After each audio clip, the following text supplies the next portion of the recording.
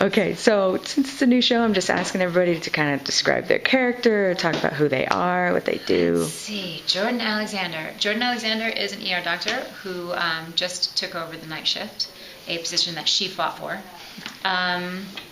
She is a really strong, efficient woman. She's good at what she does. There's not a problem that she doesn't think that she can fix, and she really loves a challenge. So the challenge for her right now is getting the night shift back in order. It's falling apart at the seams. It's hemorrhaging money, and it's really in danger of closing. And she has to walk this fine line between doing the right thing by the hospital and doing the right thing by her patients. And sometimes by doing what you need to do for the hospital, it means that you can't always do exactly what you want for your patient. So you're trying to be fair, but still keep things in order. And I think that's where a lot of her friction with TC comes up, because TC just doesn't even think about the bureaucratic mess. He just goes straight for the patient. How can I save a life? What can I do? And he does it. And even though it makes Jordan's life difficult, she admires that about him. I think it's something that attracts her to him, that he doesn't really care or think about what other people think, that he just does what seems right to him. Right. She respects that. Yeah. And it makes it a little tricky for her at times, but... Yeah, it sounds like it's going to be a very tricky season for her because, we've got the whole thing with TC going on, but now her fiancé has returned. Well, he is her boyfriend, actually. We had to change this. And he's coming into the hospital to be the head of the trauma department.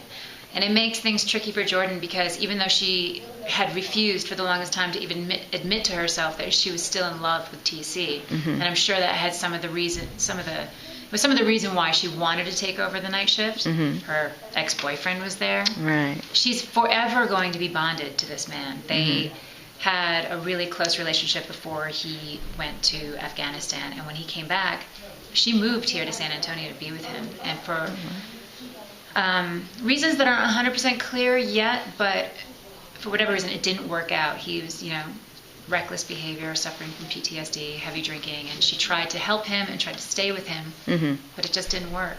And so her next step in her life is she ended up with another man who treated her how she needed to be treated, who's good to her, who is perfect on paper, but unfortunately is just not TC. And so she's trying to navigate the fact that even though she would refuse to admit this to herself for the longest time, she's trying to navigate the fact that she's still in love with her ex.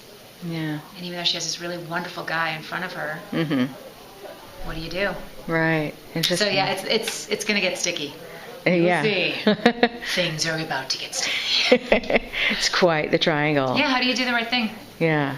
By everyone. You have to be honest, but first you have to figure it out for yourself. Yeah, and then like you said, how does she balance between the work and then the other... doing her job and staying... I mean, she's somebody who likes order. She likes to keep it together. She likes to do it. I think part of the reason with her attraction to TC is he frees her up and he brings out another side of her.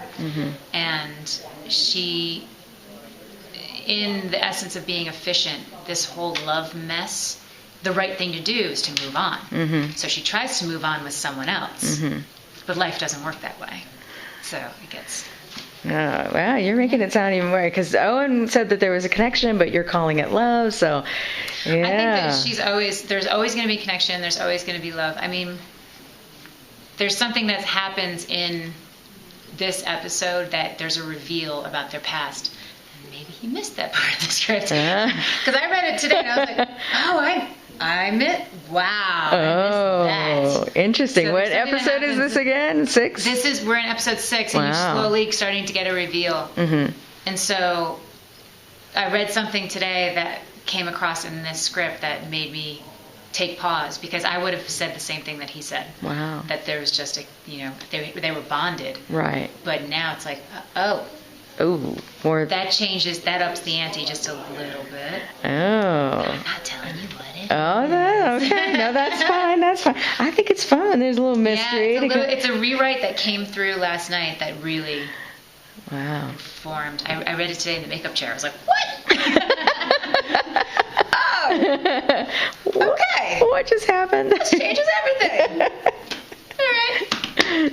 So how does she deal with that and this whole job? I mean, is it like the other guys, they let off steam, they go party, they do all these fun things to sort of deal with the stress. How does she deal with the stress? You don't see that side. Right now you're really seeing her just grappling with the job. You don't get to see the dealing with the stress. I mean, I would like to see that side of her. I'm hoping that they write in the more, fun side of Jordan, where you get to see her let loose and get a little crazy, because those are always fun to play. But for now, she's in a pressure cooker. So. Now, in the pilot, she promised Ragosa that she was going to keep TC in line.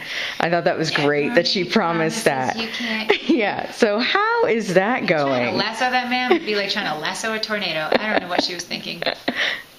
I think she was trying to. I think at that point she was saying anything just so that he didn't get fired. That was something that she was like, I will do this. I will get him in line, but don't fire him. So she took the pressure. She's taking the heat so that he wouldn't get fired. Wow. Okay. And what drew you to this character, and what do you admire about her? Okay.